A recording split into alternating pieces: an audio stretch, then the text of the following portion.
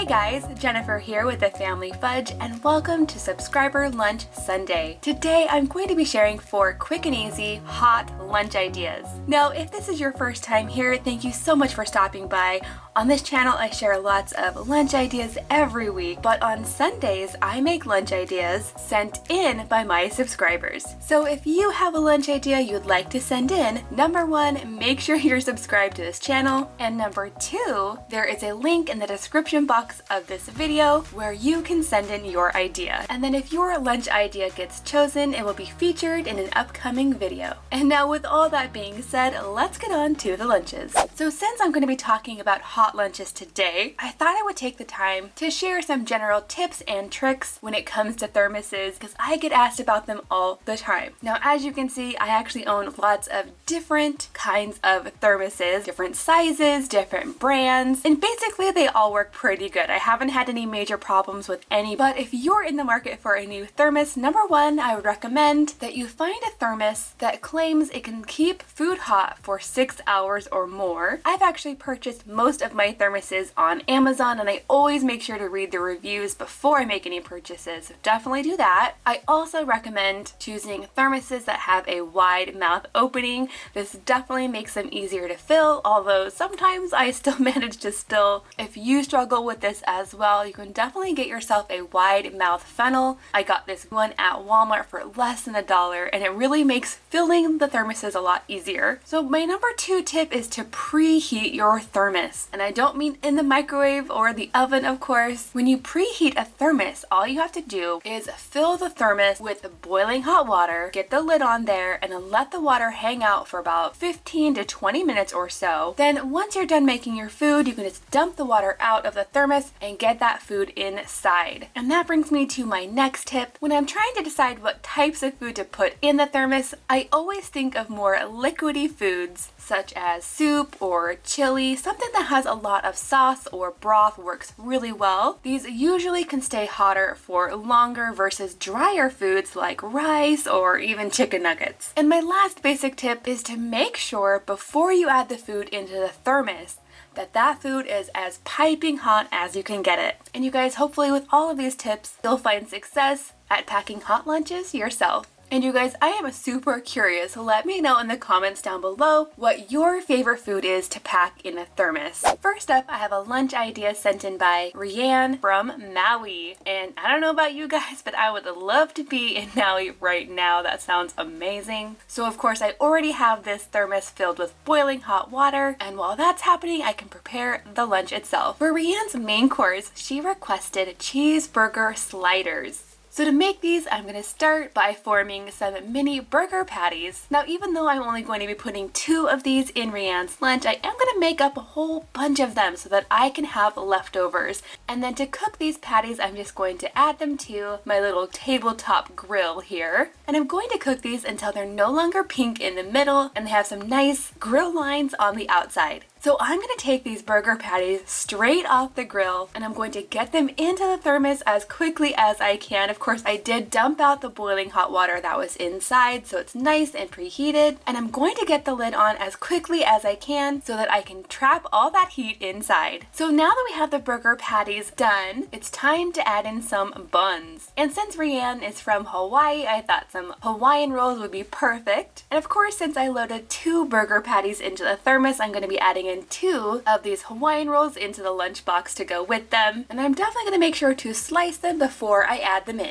When packing burger sliders for a lunch, I really like to keep all of the ingredients separate. That way, when it becomes lunchtime, the person eating them can build them at that time, so they'll be nice and fresh and not soggy and cold. Now in this back section, I want to go ahead and divide this into 2 sections, and I like to do this using silicone liners. Not only does it keep these foods separate, but it's also going to keep the moisture away from getting onto the bread so it won't get soggy. And basically I'm just adding some classic burger toppings in here. So I have things like sliced tomatoes, some pickles, and then over on this other side I have some lettuce and some little squares of cheddar cheese. Now in a separate container I did go ahead and add a little bit of ketchup and mustard to save on space. I did go ahead and add both of them into one one container because after all, they're going to mix together on the burger anyway. And then you guys, as far as these cheeseburger sliders go, that is everything that I'm going to be packing for those. So that means it's time to move on to Rianne's fruit. For her lunch today, she requested a cantaloupe. So once I have this guy cut in half, I will go ahead and scoop out the seeds. And then one of my favorite ways to serve cantaloupe or just any melon in general is to create melon balls. And I'm just going to put as many in here as I can fit. So moving on to the back section of the lunchbox, I'm going to start by adding a little silicone liner. And in this space, I'm going to add the vegetables. Rianne requested a combination of carrots and peas. So in here I just have some baby carrots, and then instead of adding green peas, I'm adding some sugar snap peas instead. I just love the combination, and so do my kids. Because you guys, even though these are subscriber lunch ideas, these lunches that I'm making usually end up being my kids' lunch or dinner over the weekend. So I definitely keep that in mind when I'm making these lunches. So for Rianne's snack and her treat, I'm going to go ahead and put those in a separate container.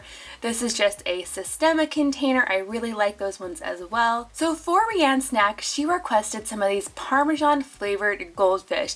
And you guys, if you've not tried these ones, I definitely recommend them. They are very good. I think they definitely have more of a buttery flavor versus the regular cheese goldfish crackers. And then on the other side, I'm going to be adding in some mini donuts. Now, I'm not quite sure what Rianne's favorite donut flavor is, but I decided to go with these powdered sugar donuts because they looked so cute in this Valentine's Day packaging. And I think 2 or 3 is probably a good amount for this lunch. And now to complete Rianne's lunch, I'm going to be adding in her drink. She requested some pink lemonade, so I'm just going to add this Country Time lemonade bottle right on the side. And there you have it, guys. There's everything in Rianne's lunch.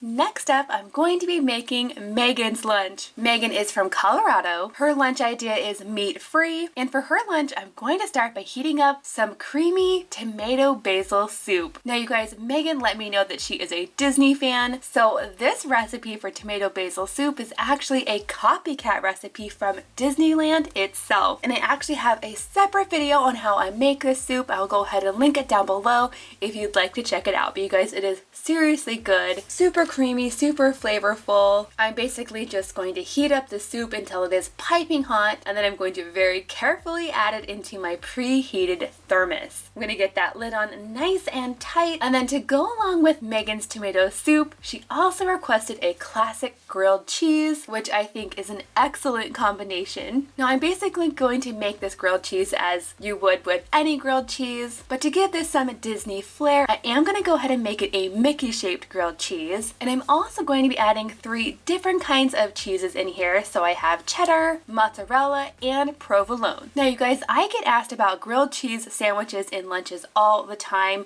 and whether they stay hot or not. And you guys know they actually usually don't stay very hot in the lunch. But when you pair a grilled cheese sandwich with some hot tomato soup, it works out really well because you can actually take the grilled cheese and dunk it into your soup. And if you eat it just like that, it really doesn't matter that the grilled cheese doesn't stay warm because the soup will definitely help to reheat it a bit. So now before I add this grilled cheese sandwich into the lunchbox, I am going to go ahead and add a little Mickey Mouse cupcake liner. This little paper liner not only makes the lunchbox look cute, but it will also absorb any extra oils that might be on the outside of the grilled cheese. And then of course we already have the soup ready to go. So at this point I'm ready to move on to some fruit. And for Megan's lunch today, she picked out a triple combination of blueberries, strawberries, and raspberries. So I just sliced up the strawberries and I've added as many of them along with the blueberries and raspberry as I can fit right in this section. Now in this back section of the lunchbox, I'm going to be adding in something that I don't actually remember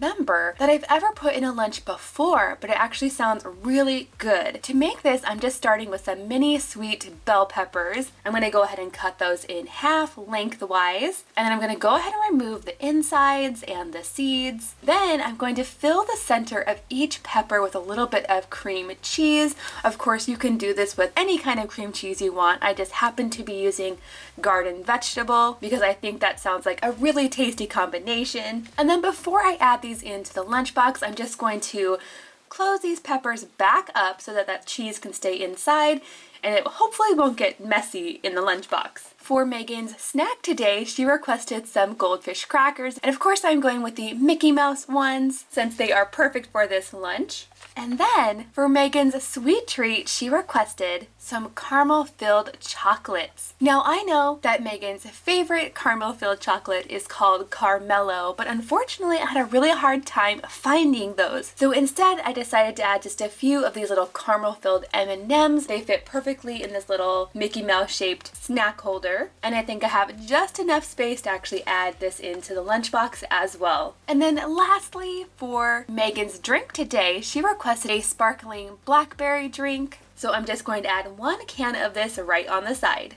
And there you have it, guys.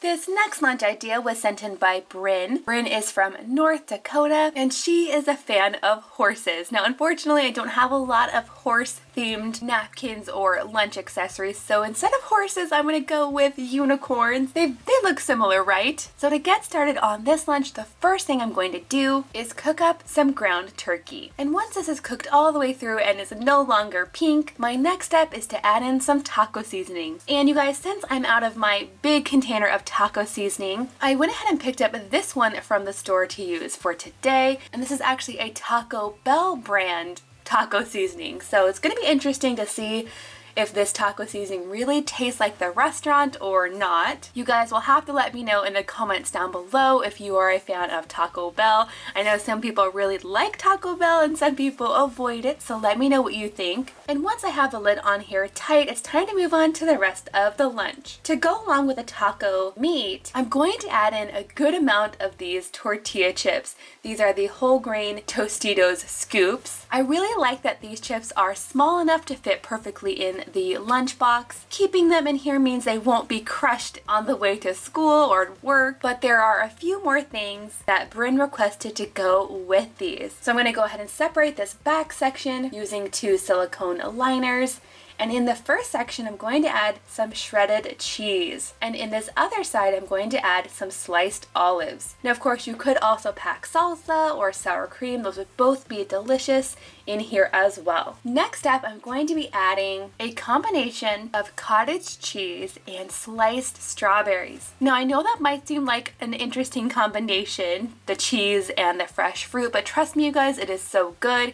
You could even add other fruits like blueberries and raspberries to cottage cheese, and it is really good. The next thing that Bryn requested for her lunch is some baby corn. So I thought it would be really fun to use these guys. Check it out, you guys. Let me know if you've ever had this baby corn before. If you cut them in half, they really do fit in the lunchbox perfectly. For Bryn's snack today, she requested some Chex Mix. So I'm just going to add a handful or 2 right on the side here. And then, believe it or not, for Bryn's treat, I'm going to add in some mac and cheese. Bryn let me know that she often eats mac and cheese as a treat. And since I'm going with a unicorn themed lunch today, this unicorn mac and cheese comes in the Easy Mac cups now, which makes it even easier to make yourself a little treat. And then finally, for Bryn's drink, she requested some juice. So I'm just adding in some grape flavored Good to Grow with a unicorn topper on top. And there you have it, you guys, some DIY tacos that would be great on Taco Tuesday or really any day of the week.